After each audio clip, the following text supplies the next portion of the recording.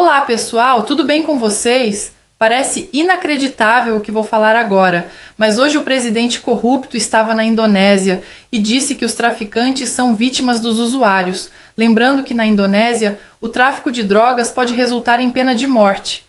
Foi algo tão absurdo que todos os militantes da emissora estatal foram obrigados a criticar o corrupto.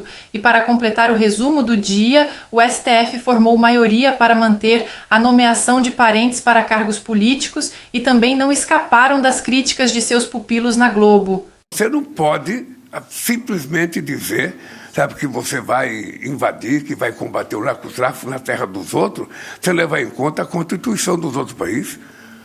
A autodeterminação dos povos, você levar em conta a soberania territorial de cada país.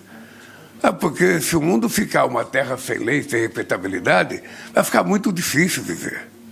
Eu espero, se o presidente Trump quiser discutir esse assunto comigo, eu teria imenso prazer de discutir com ele assuntos. Imenso prazer. Sabe? Esse e outros assuntos. Porque, veja, o mundo não pode continuar nessa polarização, sabe, do bem contra o mal a vida inteira. Toda vez que a gente fala de combater as drogas, possivelmente fosse mais fácil a gente combater os nossos viciados internamente. Os usuários. Os usuários são responsáveis pelos traficantes, que são, sabe, vítimas dos usuários também. A fala deles inverte, né? Ele inverte, ele culpa as vítimas pela tragédia. Ponto número 3. O Estado brasileiro não tem domínio sobre 100% do território. São 25 milhões de brasileiros vivendo sobre a opressão. Não é mais, não, saiu um dado esse dia. Sobre a opressão de facções e milícias. De tráfico. Sim. Então ele... Ou perto de casa, no caminho do trabalho, né? Ou seja, ele dá razão ao tráfico. Ele vitimiza o Estado paralelo, os donos do Estado paralelo. Eles são vítimas. 4, eleitoralmente é uma estupidez, porque a segurança pública é a principal preocupação do brasileiro hoje. O eleitor vai votar com quem tiver uma proposta boa para a segurança pública. Então, é uma estupidez eleitoral. 5, Lula vai na contramão do que dizem os especialistas em segurança. Os especialistas em segurança dizem que o caminho é descriminalizar o pequeno porte de droga e apertar o cerco ao crime organizado. A fala do Lula sugere justamente o contrário, apertar o cerco ao usuário e deixar o traficante como uma vítima. O ladrão é vítima do cofre, o corrupto é vítima do dinheiro na cueca, o roubo do INSS é vítima dos aposentados, o MST é vítima da cerca, a Janja é vítima do cartão corporativo, a Marina Silva é vítima do fogo na Amazônia, o STF é vítima da liberdade de expressão e o PT é vítima do próprio governo. Realmente, galera, é a massa jogando pedreiro na parede mesmo. O condenado é presidente, o inocente é perseguido, o bandido é protegido e a culpa? A culpa é sempre sua, né? Que paga a conta porque uma galera aí fez o L. Parabéns, aos envolvidos aí. A equipe do Lula já está tentando consertar o que ele falou. Veja bem, o que ele quis dizer é que se as pessoas não consumissem, não existiriam traficantes. Não dá para justificar a fala dele. A fala dele foi péssima, né? Pode ter se escorregado, não era bem isso que eu queria dizer, mas é péssima, não tem jeito, não dá para desculpar. É ele que tem que pedir desculpa, como disse o Guedinho. Tanto que a oposição já está explorando isso, né? Nas redes sociais, o Ciro Nogueira disse que, olha, Lula, a vítima é o povo. Daqui a pouco você vai dizer que o estuprador é vítima da violentada, né? E vai citando o assaltante é vítima do assaltado. E aí carrega na ironia em relação a essa frase do presidente Lula. O Nicolas Ferreira, deputado do PL de Minas Gerais, diz o seguinte: Lula acaba de anunciar que traficantes são vítimas dos usuários. No ritmo que vai, daqui a pouco o PCC vira uma ONG, né?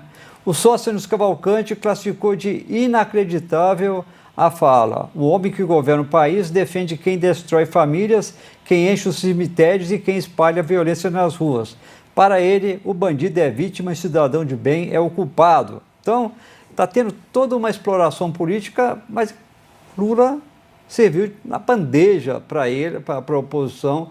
Há muito tempo, no início do ano, primeiro semestre, o governo Lula cometeu um erro atrás do outro. Depois mudou, foi para o lado da oposição, a oposição que cometeu vários erros.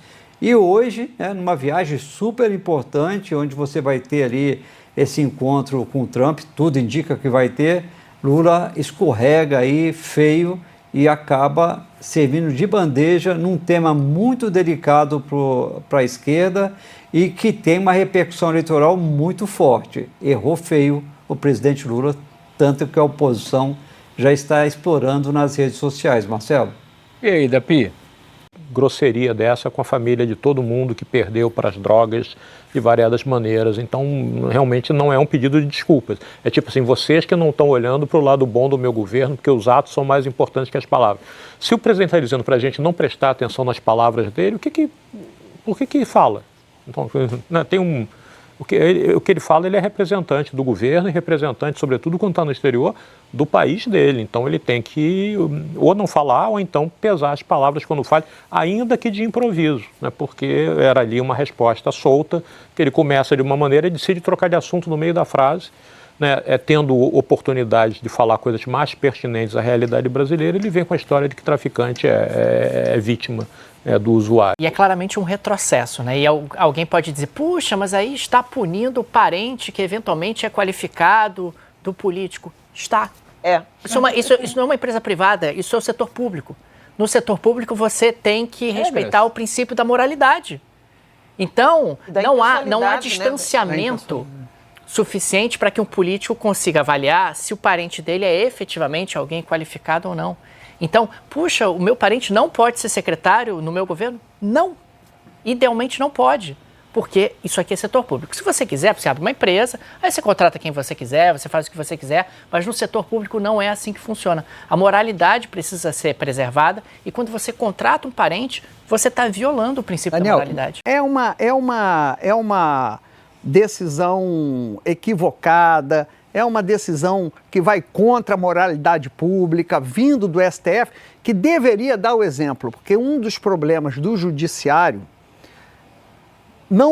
pela lei não é nepotismo, mas é emprego de parente, de juiz, desembargador, ministro em escritório de advocacia, que muitas vezes tem um interesse ou um lobby maior, facilita a mão na maçaneta, porque tem proximidade de sangue, tem laços de sangue com o magistrado. E isso é muito ruim, porque isso pode facilitar o tráfico de influência. Nessa segunda parte, eu queria trazer uma excelente análise do jornalista Caio Coppola sobre a mudança do ministro Fux para a segunda turma do Supremo, o que pode gerar um equilíbrio de forças e diminuir a influência do ministro Gilmar Mendes, que até outro dia estava se sentindo à vontade para criticar publicamente os votos do ministro Fux. A mudança do ministro Luiz Fux para a segunda turma do STF representa um reequilíbrio de forças no tribunal e um obstáculo à crescente influência do ministro decano, Gilmar Mendes.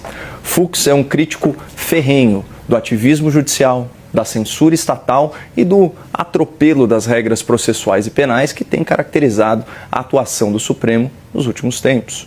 Nos casos do 8 de janeiro, por exemplo, Fux reconheceu que o STF atua como tribunal de exceção e que cometeu uma injustiça ao condenar os réus. O ministro sustenta que a primeira turma e o próprio Supremo são absolutamente incompetentes para julgar essas ações, que os processos, portanto, deveriam ser anulados, que a acusação cerceou o direito de defesa dos réus com aquela prática nefasta de dumping processual, enviando mais de 70 terabytes de arquivos digitalizados para exame dos advogados em poucos dias de prazo. Fux argumenta também que as medidas cautelares que impedem o acesso dos advogados e dos acusados às suas redes sociais são inconstitucionais, porque caracterizam censura prévia, porque violam o direito fundamental à liberdade de expressão. E ele também argumenta que a conduta dos réus da suposta trama golpista não corresponde aos tipos penais dos quais eles são acusados. São o crime de associação criminosa armada e os crimes contra o Estado Democrático de Direito. O Fux chegou a ironizar no seu último voto as provas apresentadas pela acusação, destacando o absurdo que é considerar piadas de WhatsApp como evidências de uma tentativa criminosa. Aliás, o duplo padrão e a parcialidade do Supremo ficaram escancaradas nesse ponto. Enquanto piadas de festa junina e de WhatsApp, feitas por apoiadores do governo anterior em conversas privadas, se tornam provas incriminadoras, aquele vídeo do Porta dos Fundos, um canal de esquerda, que sugere jocosamente que o ministro Gilmar Mendes protege corruptos, estupradores e negocia habeas corpus, segue publicado e protegido pela garantia da liberdade de expressão. Exatamente como deveria acontecer em todos os casos em que o humor serve à crítica política e à crítica social. Para quem tiver curiosidade, o vídeo citado está publicado no canal Porta dos Fundos, no YouTube, contabiliza mais de 2,5 milhões de visualizações e seu título é Gilmar. E falando no ministro Decano, o Fux reservou diretas e indiretas para o seu colega Gilmar Mendes, um magistrado que não resiste a uma entrevista e tem o hábito de fazer comentários públicos sobre processos ainda sob julgamento. Aspas para Fux nos autos. A manifestação fora dos autos de ministros que não participaram do julgamento recebeu uma crítica contundente sobre a violação da lei orgânica da magistratura.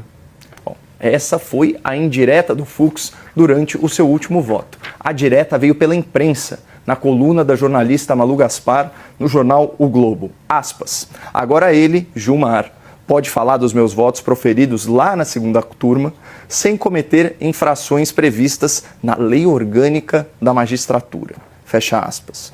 Ou seja, Fux fez uma acusação pública, inequívoca e constrangedora contra Gilmar Mendes, com base no artigo 36, inciso 3 da referida lei. Aspas, é vedado ao magistrado manifestar por qualquer meio de comunicação opinião sobre processo pendente de julgamento, seu ou de outrem, ou um juízo depreciativo sobre despachos, votos ou sentenças de órgãos judiciais, ressalvada a crítica nos autos, em obras técnicas ou no exercício do magistério. Então, seja uma denúncia ou apenas uma crítica construtiva, essa fala do Fux sobre Gilmar encontra fundamentação na lei, exatamente como seus votos. Então, seja muito bem-vindo à segunda turma, ministro Fux, sua companhia fará muito bem aos seus colegas. A todos que chegaram até aqui, muito obrigada pela confiança. Eu queria começar falando de duas importantes decisões do ministro Fux. Só nesta semana, ele negou o pedido do Careca do INSS para suspender quebras de sigilos e ainda criticou essa tentativa absurda do Barroso de aprovar o assassinato de bebês como seu último ato, dizendo que isso não cabe ao Poder Judiciário. Quanto ao descondenado, a situação dele está cada vez pior. Trump está apertando cada vez mais o cerco contra os narcotraficantes na América Latina e as facções brasileiras com os traficantes que o Lula defendeu hoje não irão escapar. O que vocês acham, pessoal? Lula vai ter coragem de falar na cara do Trump para ele não se meter na soberania da Venezuela? Comentem aí que responderei o máximo de comentários que eu conseguir. Até o próximo vídeo e que Deus abençoe a todos nós.